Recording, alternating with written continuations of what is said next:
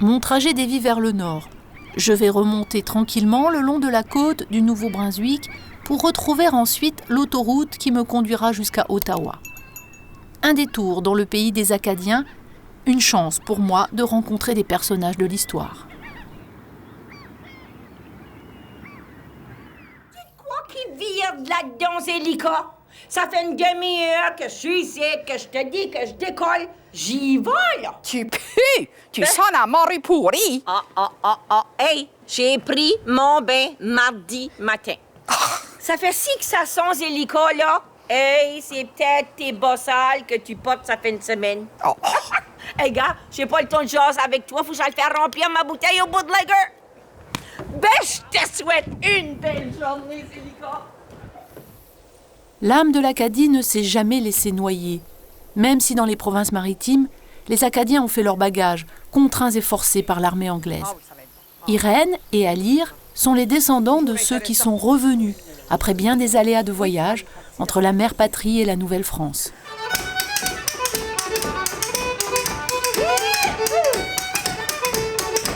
Au pays de la Sagouine, un pays imaginaire, tout est vrai puisque c'est une romancière qui l'a inventé. Vrai que les terres fertiles ont été prises par les Anglais. Vrai que l'école interdisait de parler français. Battre la mesure pour ne pas oublier. Voilà le secret des parties de cuisine.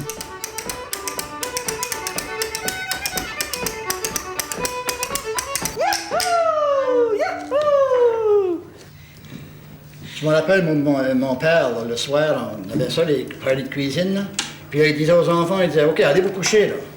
Puis là, bien sûr, on allait se coucher, puis on entendait la musique. Là, on se levait, puis là, on s'allait assis dans les escaliers. Là. Puis là, mon père criait, « Si vous voulez rester debout, assisez-vous dans l'escalier. » J'admire la puissance de la tradition orale, celle qui permet au peuple persécuté de transmettre en clandestin l'essence même de leur identité, sans violence.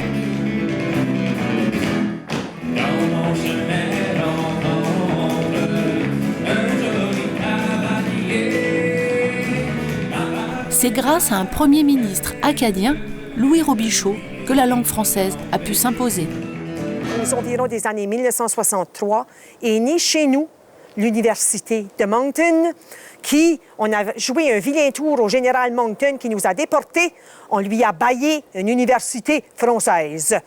Et elle a trois campus. On en a un à Moncton, on en a un à Shippagan et on en a un à Edmundston, les trois coins de la province chez nous où les Acadiens en étaient. Alors là, on pouvait aller étudier en français de la maternelle jusqu'au diplôme universitaire grâce à lui. Et là, on a pu apprendre et on a pu se lever, trouver notre fierté et continuer à en profiter. Je reprends la route avec une adresse en poche, celle des Micmacs, grands amis des Acadiens, puisqu'ils les ont accueillis sur leurs terres et les ont cachés au moment du grand dérangement. À 1 heure au nord de Bouctouche, j'arrive sur un territoire ancestral.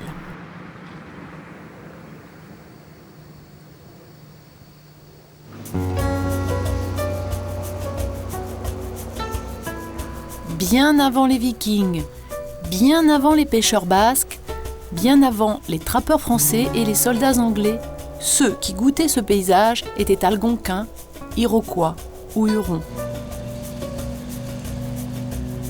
Leurs descendants, aujourd'hui si peu nombreux, ont encore droit à quelques minces consolations qu'on appelle des privilèges.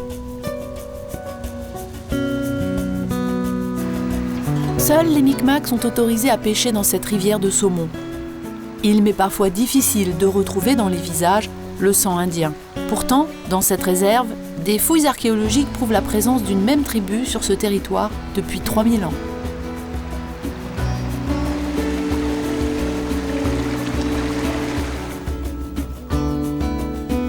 Pour renouer les liens avec les ancêtres, un centre de mémoire vient d'ouvrir à Red Bank.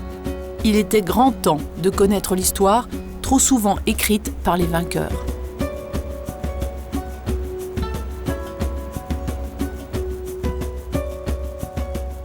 Retrouver les gestes oubliés, c'est se sentir vivant, même s'il s'agit seulement de tisser une décoration en pique de porc-épic. Avoir survécu, c'est déjà un grand pas, comme me l'explique Pamela Ward, directrice du centre. C'est vrai, nous avons la chance de vivre encore ici aujourd'hui, de toujours pratiquer nos traditions, de parler notre langue. Et nous pouvons vivre en harmonie sur cette terre, prendre soin de Mère Nature, de ses ressources. Et il faut continuer à le faire. Je suis invitée à partir sur la piste du caribou, chasse traditionnelle qui occupe et nourrit encore les familles de Red Bank.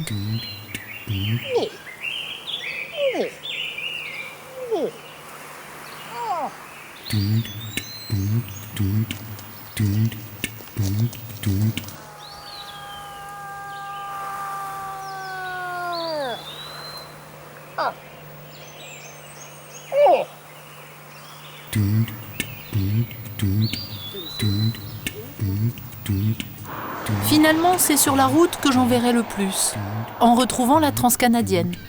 La transcanadienne et les joies de la modernité.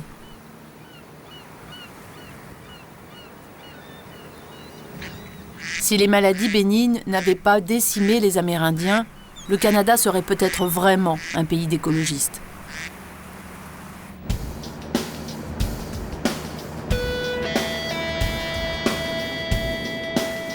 Au détour d'un article, j'apprends que le gouvernement canadien est prêt à se ranger dans le camp des anti-Kyoto, juste à côté de son ami américain.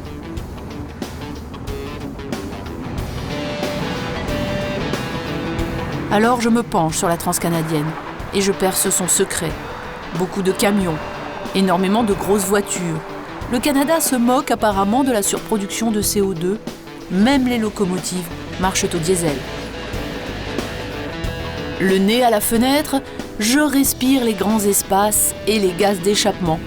Serait-ce là le parfum de la liberté ?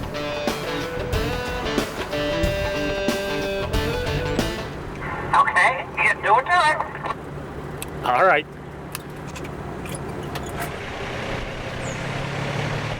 Les parkings, les restos-routes, les zones industrielles, c'est l'univers des routiers et des routards.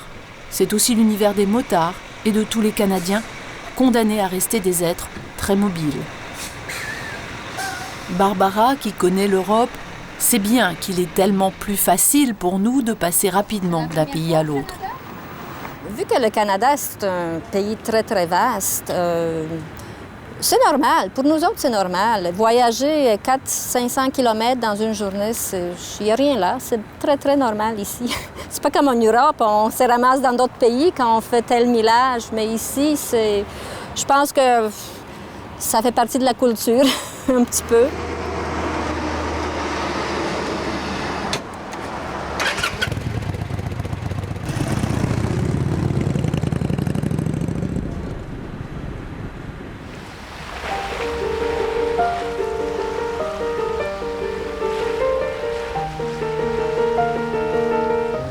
Je choisis d'aborder la ville de Québec par le fleuve. Après une semaine de voiture, j'apprécie cette parenthèse flottante.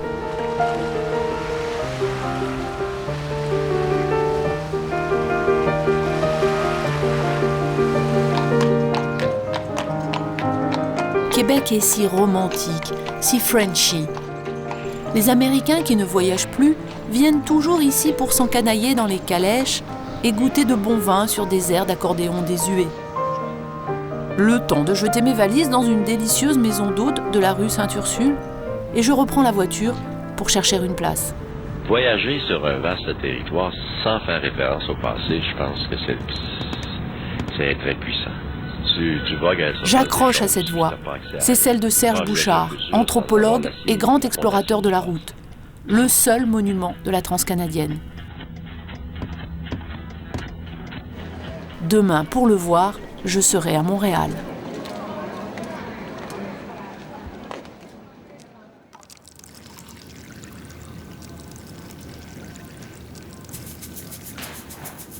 Dès le petit déjeuner, je reprends mes notes. Serge Bouchard est un vieux routier philosophe qui a traversé tout le pays pour Radio-Canada.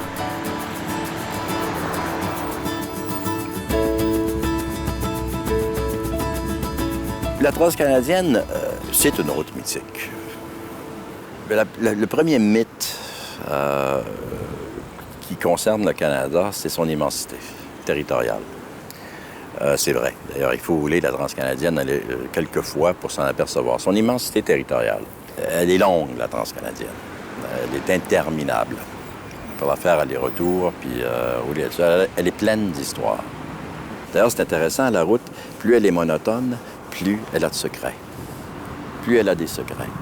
Alors, je recommande de faire les routes les plus longues et les plus monotones. Et le Canada en a beaucoup. La route, c'est beaucoup plus profond qu'on pense, parce que la route, c'est long. Il y a un pouvoir d'attraction énorme dans l'ordre de la méditation, de la pensée. La route nous intellectualise beaucoup, ou nous spiritualise beaucoup. Alors, les routiers sont toujours en danger de devenir de grands intellectuels ou de grands spirituels. Puis là, plus personne ne les comprend. Ils parlent en proverbe, ils ont une relation au monde qui est complètement originale, de sage ou de... Bon. Mais c'est très, très vrai que c'est rouler, quand on est compétent sur la route, nous engage dans une voie de méditation qui nous conduit aux plus grandes réflexions humaines des grandes civilisations et des cultures. T'sais, on pense au taoïsme, à la Chine, la voie, la route. Ben oui, bien sûr, c'est ça. Je pense que Lao Tzu parlait des routiers quand il y a eu la prémonition des gros camions. Lao Tzu, grand philosophe chinois, aurait donc eu la prémonition des gros camions. Voilà une phrase réjouissante. Elle vaut largement les 2600 km que je viens de faire pour l'entendre. Je repars le cœur léger, prête à trouver de la poésie derrière chaque panneau routier.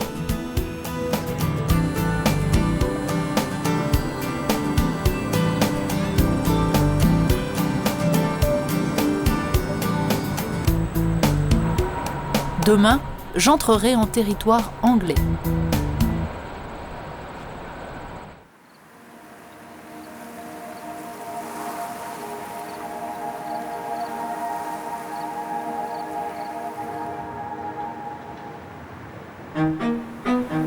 Monumental, monumental, monumental. Ottawa, la capitale du Canada, a besoin de s'imposer. Lorsque le pays fit ses premiers pas, c'est la reine Victoria, en personne, qui choisit son berceau. Avant 1784, la ville ressemblait à un simple camp de coupe de bois sur la croisée des rivières. Une fois la capitale bien assise, il reste encore à construire le pays.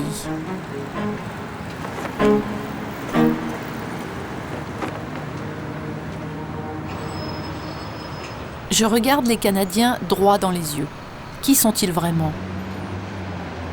Ici, beaucoup de fonctionnaires et des hommes d'affaires pressés de repartir à Toronto, la ville de l'argent. Moi non plus, je ne m'éterniserai pas dans la capitale.